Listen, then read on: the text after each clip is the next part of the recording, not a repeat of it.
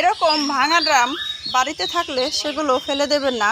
তবে ফেলে না দিয়ে এই ড্রামের দেখে যে এই প্ল্যানটা সবার আগে মাথায় আসে সেটা হলো গাছ লাগানো। তো গাছ লাগানো ছাড়াও এই ড্রাম দিয়ে আজকে আমি আপনাদের নতুন কিছু করে দেখাই। তো আসসালামু আলাইকুম, সবাই কেমন আছেন? আমি অভি আজকে আরেকটি নতুন ভিডিও নিয়ে আপনাদের সামনে হাজির হলাম। তো এই ভাঙা ড্রামটি যখন এখান থেকে অনেকটাই ভেঙে গেছে, তো এটার উপরে আসলে একটা গাছের ডালও পড়ছে। তো আমি এর যতটুকু ভেঙে গেছে এই ভাঙা অংশটিকে বাদ দিয়ে সুন্দর করে রাউন্ড করে কেটে নিছি।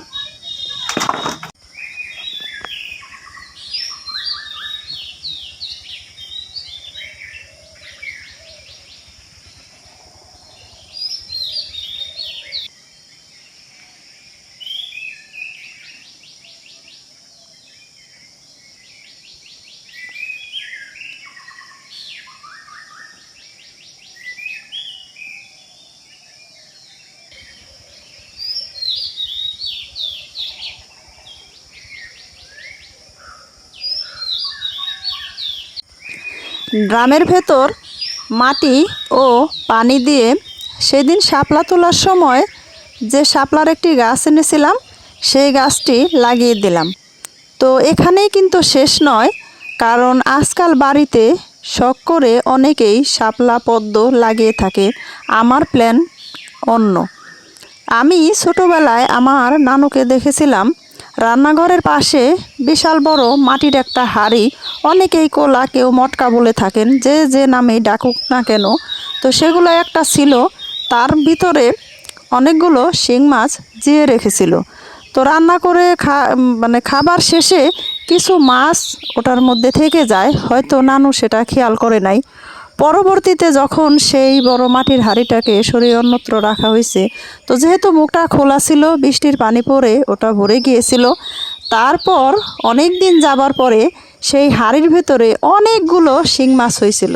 তো সেই কথা মনে পড়ে এই ভাঙা ড্রামটি দেখে আমার সেই প্ল্যানটি মাথায় আসছে যে আমিও এখানে কিছু শিং মাছ ছেড়ে দেব।